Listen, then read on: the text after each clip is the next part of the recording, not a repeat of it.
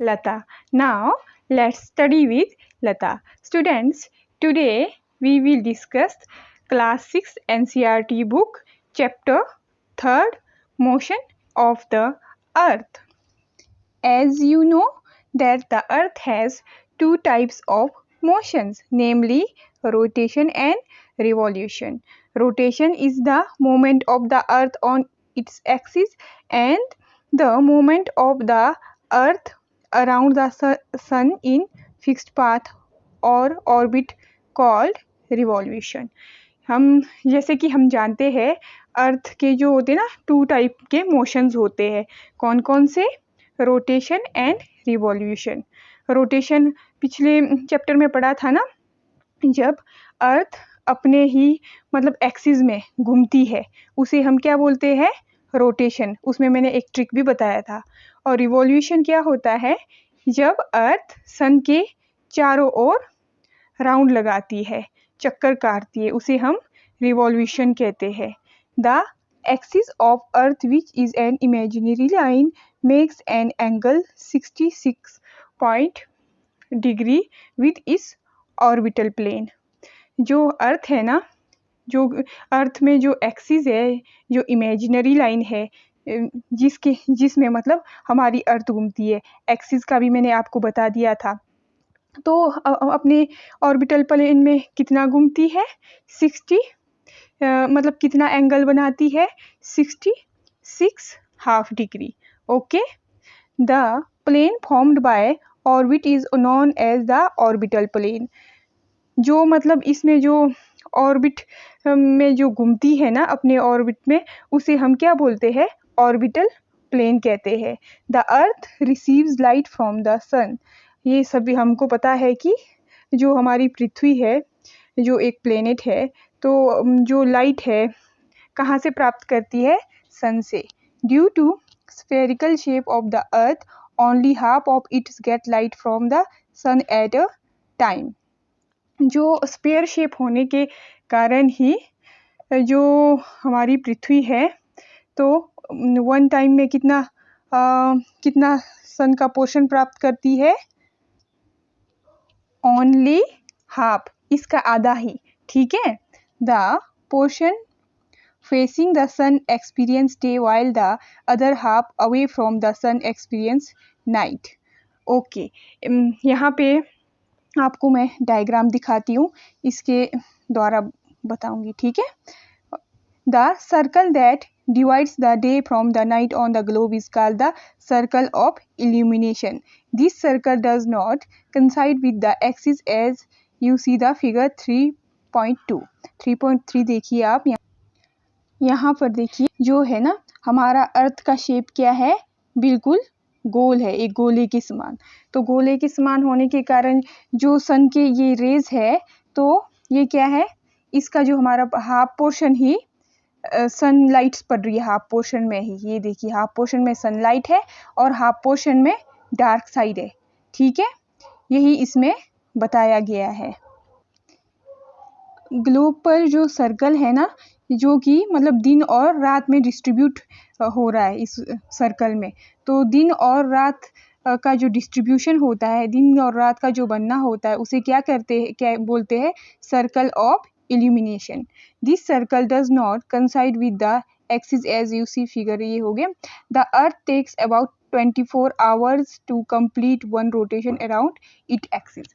ये भी हमने पहले पढ़ा है कि जो है ये हमारी, यहाँ देखो, पृथ्वी की एक्सिस है, तो इसमें जो अपने ही एक्सिस पे रोटेट करती है हमारी अर्थ, इस तरह वेस्ट टू ईस्ट. तो इसे हम क्या बोलते हैं? इसी मतलब रोटेशन के पीरियड को पूरा करने में जो टाइम लगाता है हमारा 24 आवर, उसे क्या कहते हैं? Earth day. This is the daily motion of earth. जो मतलब ये जो कि हमारे डेली मोशन के कारण होता है. ठीक है. ये डेली मोशन होता है, डे एंड नाइट का होना, 20 आवर्स में अपने अर्थ का अपने ही एक्सिस पे टाइम पीरियड पूरा करना. ठीक है. राउंड लगाना. यहाँ पे जो वह सर्कल जो एक्सिस द्वारा बनाया जाता है उसे हमने क्या कहा, circle of illumination. Now next second, यहाँ देखिए, what would happen if the earth did not rotate. यहाँ देखिए, the portion of earth facing the sun would always experience day, thus bringing continuous warmth to the region. The other half would remain in darkness and the freezing cold all the time. Life would not have been possible in such extreme conditions. यहाँ पे बताया जा रहा है कि जैसे अगर पृथ्वी का मतलब पृथ्वी बिल्कुल रोटेट होना ही बंद कर देगी तो हमारे लाइफ पर या पूरे अर्थ पर इसका क्या इफ़ेक्ट पड़ेगा। इसमें जो है ना, जी जो अर्थ की तरफ, अर्थ का जो सन की तरफ फेस होगा वहाँ पर तो क्या होगा, वहाँ पर कंटिन्यूसली गर्मी होगी और लाइट होगी, उस रीजन में गर्मी ही गर्मी पड़ेगी, ठीक है। और अदर साइड जहाँ पे सनरेज नहीं पड़ रही है उसके अपोजिट साइड, तो वहाँ पे डार्कनेस और बहुत ही ज़्यादा ठंडी रातें होगी, ठीक है। उसके अपोजिट सिक्स मंथ, यानी कि सिक्स मंथ जहाँ पे लाइट पड़ रही है वहाँ पे बहुत ज़्यादा मतलब वार्मथ होगी, कंटिन्यूसली वहाँ लाइटिंग होगी तो बहुत ज़्यादा गर्मी होगी। और other side 6 month darkness and freezing cold होगा। तो इसमें क्या होगा, तो लाइफ में जो की सारी जो कंडीशंस होती है वो सारी मतलब ख़त्म हो जाएगी, पॉसिबल नहीं होगा एक मतलब इंसान के लाइफ हम सर्वाइव भी नहीं कर पाएंगे, ठीक है। The second motion of earth around the sun in its orbit is called revolution. जो सेकेंड मोशन है जो अर्थ का, जो कि सन के चारों ओर ये राउंड लगाता है, उसे हम क्या बोलते हैं, revolution. It takes 365 half days 1 year, okay. इसमें कितना दिन लगता है, 365.6 इतना डेज यहाँ पे लगेंगे 1 ईयर में, ठीक है। We consider a year as consistency of 365 days only and ignore 6 hours for the sake of convenience। इसमें क्या होगा, जो हमने अपने मतलब कैलेंडर को कन्वीनियंस बनाने के लिए, इजी बनाने के लिए हम क्या लेते हैं, इसमें 365 डेज ही 1 ईयर में काउंट करते हैं, बाकी 6 आवर्स को लेफ्ट करते जाएंगे। और इस तरह आगे पढ़ेंगे कि 6 आवर्स का जो इसमें बचे हुए हैं उनका क्या होगा, ठीक है। 6 hours saved every year, it make 1 day, okay, over a span of 4 years. This surplus day is added to the month of February. Thus, every 4th year, February is of 29th day instead of 28 days. Such a year with 366 days is called a leap year. Find out when will the next leap year be? From the figure 3.3, it is clear that the Earth is going around the Sun in an elliptical orbit. Notice that throughout its orbit, the Earth is inclined in the same direction. A year is usually divided into, ये हम बाद में पढ़ेंगे। यहाँ देखिए इसमें क्या है, 6 आवर्स का क्या होता है, जैसे हर हमारे देखो 4 ईयर में ये इंक्लूड होता जाएगा। 3 ईयर के बाद जो 4th ईयर होता है हमारा वो लीप ईयर बनता है। और मंथ में जो फरवरी मंथ में है जो 1 डे मतलब हर 3 साल के बाद चौथे वर्ष क्या होगा, 29 डेज का फरवरी मंथ होगा। कैसे होगा ये आपको मैं बताती हूँ। जैसे फर्स्ट ईयर देखिए, या फिर फर्स्ट ईयर में 365 और 6 आवर्स। यहाँ पर आप इस फिगर को समझिए, and 365 days and 6 hours. And second year में भी सेम है 365.6, ऐसे ही 4th ईयर तक ऐसा ही चला 365.6 आवर्स। 6 आवर्स जो एक्स्ट्रा थे उन्हें हम 4th ईयर में सारा काउंट करेंगे, जो कि 24 आवर्स बनते हैं। तो 24 आवर्स में क्या होगा, 24 आवर्स का एक दिन बन के ना 1 डे। तो ऐसे ही हर 4th ईयर में 1 डे इंक्रीज होता है, जिसमें हर 4th ईयर में कितने डेज होते हैं 1 ईयर में, 366 डेज, ना कि 365। ओके, और फरवरी मंथ में भी वैसे ही 1 डे इंक्रीज होगा हर चौथे वर्ष, कितना, 29 डेज होंगे। ठीक है, लीप ईयर फरवरी, फिर हम यहाँ पे फरवरी में यहाँ देखिए उस ईयर में 29 डेज उसमें होंगे। ठीक है, चौथे साल में 4 साल तक ऐसे ही इसमें इंक्लूड होता रहेगा, ये आप समझ गए होंगे। ठीक है, इसी तरह जो है फिगर 3.3 में हमने देख लिया था ना, जो अर्थ है जो अपने ऑर्बिट में मतलब एक ही डायरेक्शन में झुकी हुई है। ठीक है, एक ही डायरेक्शन पर झुकी है, और जो सन के चारों ओर घूमती है तो अपने फिक्स पाथ पर ही घूमती है। Now a year is usually divided into summer.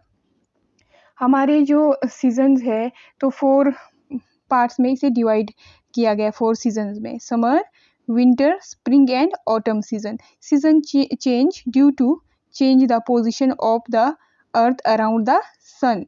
ये किस कारण होता है, जो हमारा रिवॉल्यूशन होता है ना, इससे हमारे सीजन चेंज होते हैं रिवॉल्यूशन के कारण। और रोटेशन से क्या हो रहा था, डे एंड नाइट्स चेंज हो रहे थे। ठीक है, डे और नाइट्स का बनना किसके कारण होता है, रोटेशन के कारण, जो कि अपने अर्थ अपनी एक्सिस पे घूमती है, उसके कारण डे नाइट बनते हैं। और रिवॉल्यूशन में क्या है, जो अर्थ सन के चारों ओर चक्कर लगाती है, घूमती है, जिससे सीजन्स में चेंजिंग आती है। नाउ नेक्स्ट, हाँ, इसमें एक बात और याद रखना, जैसे आप सभी के दिमाग में ये क्वेश्चन आ ही जाएगा कि हम किस तरह फाइंड आउट करें कि कौन सा ईयर लीप ईयर है। जो 4th से डिविजिबल होगा ना, जो कोई सा भी ईयर मान लो 2000 ये है, उसे हम 4 से डिवाइड करते हैं। तो इसमें क्या है, 4 5 जा 20, ये देखिए।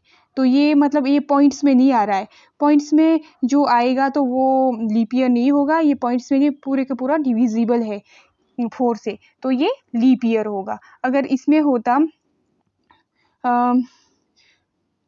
जैसे 1999 का, तो 1999 का हम डिवाइड करते तो पॉइंट में आ जाता, तो वो क्या होना था, वो लीप ईयर नहीं होता। इस तरह आप लीप ईयर फाइंड आउट कर सकते हो। पहले हम ये सेंटेंसेस अच्छे से अंडरस्टैंड करते, फिर हम फिगर देख लेंगे। ओके, लुक एट फिगर 3.3, ये हम बाद में देखें। You will see that 21st June the northern hemisphere is tilted toward the सन।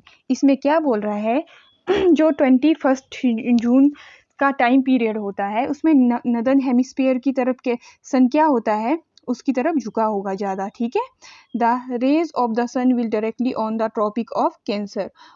वो जो 21st जून का टाइम होगा उस समय जो सनरेज होंगी वो किस तरफ झुकी होंगी, ट्रॉपिक ऑफ कैंसर की तरफ ज़्यादा लाइट होगी। ठीक है, as a result these area receive more heat, इसीलिए ट्रॉपिक ऑफ कैंसर से लेकर पोल्स तक की मतलब बहुत ज़्यादा लाइट रिसीव करेगी। The area near the poles receive less heat as the rays of the sun are slanting. अब जो पोल्स के उस तरफ और पोल्स तक पहुँचते पहुँचते क्या होगा, पोल्स में बिल्कुल ठीक पूरे पोल्स पर, नॉर्थ पोल हो या चाहे साउथ पोल हो, वहाँ पे हीट रेज कैसी होती है, सन रेज स्लैंटिंग होती है, वो तो हमें पता है ना। The North Pole is incline towards the sun and the place beyond the Arctic Circle experience continuous day light for the about 6 month.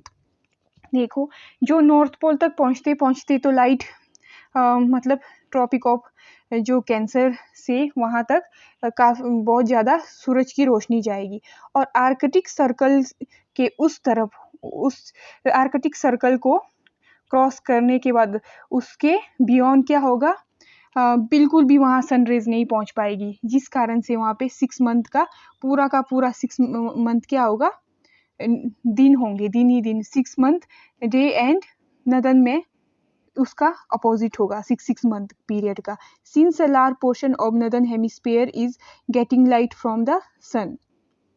अब क्या है, नदन जो है, नदन हेमिस्फीयर तक जो है सन की रेज प्राप्त होगी। ठीक है, कहाँ से कहाँ तक, ट्रॉपिक ऑफ कैंसर से। It is summer in the region north of the equator. यहाँ पे क्या होगा, इस रीजन पे क्या होगा, इक्वेटर से वहाँ तक पूरा का पूरा समर होगा। The longest day and the shortest night at this place occur 21 जून। 21 जून में नदन ट्रॉपिक ऑफ कैंसर से लेकर नदन पार्ट तक क्या होगा, डे कैसे होंगे, मतलब 21 जून का डे क्या होगा, डे सबसे लॉन्ग होगा और नाइट सबसे छोटी होगी। और इसका अपोजिट क्या होगा, सदर्न हेमिस्फीयर में फिर क्या होगा, 21 जून में दिन छोटे होंगे और रातें लंबी। इसका अपोजिट वहाँ चलेगा। ठीक है, at this time in the southern hemisphere all these conditions are reverse, मतलब इसकी सारी उल्टा ही चलेगा, इसका अपोजिट चलेगा सदर्न हेमिस्फीयर में। It is winter season there, यहाँ पे क्या होगा, विंटर सीजन होगा। नदर्न हेमिस्फीयर में क्या चल रहा है, यहाँ पे हमारा समर सीजन चलेगा, तो विंटर सीजन कहाँ होगा, सदर्न हेमिस्फीयर में, इसका opposite. The nights are longer than the days, और यहाँ पे क्या होंगे, नाइट्स जो बहुत लॉन्ग होंगी डेज के अलावा। ठीक है, the position of earth is called the summer solstice. इसको, इस पोजिशन को क्या बोलते हैं हम, समर सोलिस्टाइस कहते हैं। समर सोलिस्टाइस में क्या होता है, वहाँ पे बहुत ज़्यादा लाइट प्राप्त करती है, ज़्यादा पोर्शन जो है ना सूर्य की किरणें प्राप्त करेगी। ठीक है, on 22 December the tropic of Capricorn received direct rays on the sun as the south pole tilted toward it। अब ठीक यहाँ पे ऊपर हमारा समर सोलिस्टाइस का उल्टा हो रहा है, जो साउथर्न पार्ट में होगा तो ट्रॉपिक ऑफ कैप्रिकन, जो हमारा ट्रॉपिक ऑफ कैप्रिकन है वहाँ से लेकर जो साउथ पोल है वहाँ तक सूर्य की किरणें कैसी पड़ेगी, टिल्टेड पड़ेगी। ठीक है, एज यहाँ पे क्या होगा, अब देखिए, as the sun rays fall vertically at the Tropic of Cancer 23½ degree south, a large portion of southern hemisphere gets light, therefore it is summer in the southern hemisphere will be longer days and shorter nights। यहाँ पे देखिए, अब 22 दिसंबर में यहाँ पे same to same वही conditions हो रही है जो कि वहाँ पे 21 जून में हो रही थी। ठीक है, इसमें जो ट्रॉपिक ऑफ कैप्रिकन है उससे नदर्न पार्ट तक की पार्ट का जो पोर्शन है वो वहाँ पे सनरेज ज़्यादा प्राप्त हो रही है। ठीक है, इसीलिए यहाँ पे क्या होगा, समर होगा सदर्न हेमिस्फीयर में 22 दिसंबर में, जो कि नदर्न हेमिस्फीयर में वहाँ पे सर्दियाँ चलेगी, विंटर्स चलेगी। यहाँ पे क्या होगा, सदर्न हेमिस्फीयर में डेज क्या होंगे, लॉन्ग होंगे और नाइट्स शॉर्ट होंगी। The reverse happens in the northern hemisphere, हाँ, नदर्न और सदर्न का दोनों का रिवर्स चलता है। The position of the earth is called the winter solstice. अब यहाँ पे विंटर सोलिस्टाइस का टाइम पीरियड है, कहाँ पे, सदर्न हेमिस्फीयर में। Do you know that Christmas is the celebrated in Australia in the summer season. अब यहाँ पे समर सीजन में ही क्रिसमस बनाया जाएगा, क्योंकि विंटर सोलिस्टाइस के कारण।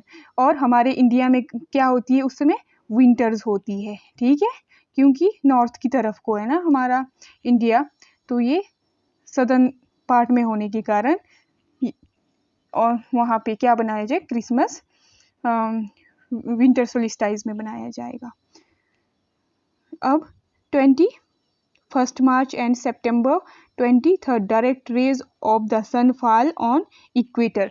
अब यहाँ पे देखिए, यहाँ पे ना तो नॉर्थ पोल की तरफ ना साउथ पोल की तरफ ज़्यादा लाइट होगी। यहाँ पे क्या होगा, 21 मार्च और 23 सितंबर में सन रेज कैसी पड़ेगी इक्वेटर पे, बिल्कुल डायरेक्ट, ठीक है, लंबवत बोलते हैं जिसे हम, वहाँ पे ऐसी पड़ेगी। और इसके अलावा एट दिस पोजिशन नीदर और pole is tilted toward the sun, इसमें क्या होगा, ना तो नॉर्थ पोल पे टिल्टेड होगा सन, ना ही साउथ पोल पे होगा। तो ये क्या है, इस यहाँ पे मतलब दोनों में कैसा होगा, बिल्कुल सीधी। इसीलिए 20 यहाँ पे 22 दिसंबर नहीं 21 मार्च और 23 सितंबर में क्या होगा, दिन भी इक्वल होंगी और रातें भी इक्वल होगी। इसमें रातें बड़ी हो दिन छोटे हो ऐसा नहीं होगा, दिन भी इक्वल होंगे रातें भी इक्वल होंगे, 12 आवर्स का। दिस कॉल्ड एन इक्विनॉक्स, इसे ही हम इक्विनॉक्स होता है कहते हैं, जब डे एंड नाइट्स इक्वल होते हैं। कब होते हैं, 21 मार्च एंड 23 सितंबर में, ठीक है। On 23 September it is autumn season in the northern hemisphere. अब देखिए 23 सितंबर में नदर्न हेमिस्फीयर पर क्या होगा, ऑटम होगा, और वही सदर्न हेमिस्फीयर में क्या होगा, स्प्रिंग। यहाँ पे भी उल्टा चलेगा, ठीक है। और the opposite is case on 21 मार्च। अब 21 मार्च में क्या होगा, यहाँ 21 मार्च में स्प्रिंग होगा नदर्न हेमिस्फीयर में एंड ऑटम सदर्न हेमिस्फीयर में होगा। Thus you find that there are days and nights and changes in the season because of the rotation and revolution of the earth respectively। ये आपको मैंने कहा था ना, इन्हीं कारणों से, किन कारणों से, कि जो हमारा रोटेशन और रिवॉल्यूशन के कारण क्या होता है, डे एंड नाइट्स बनते हैं और सीजन्स में चेंजेस आते हैं।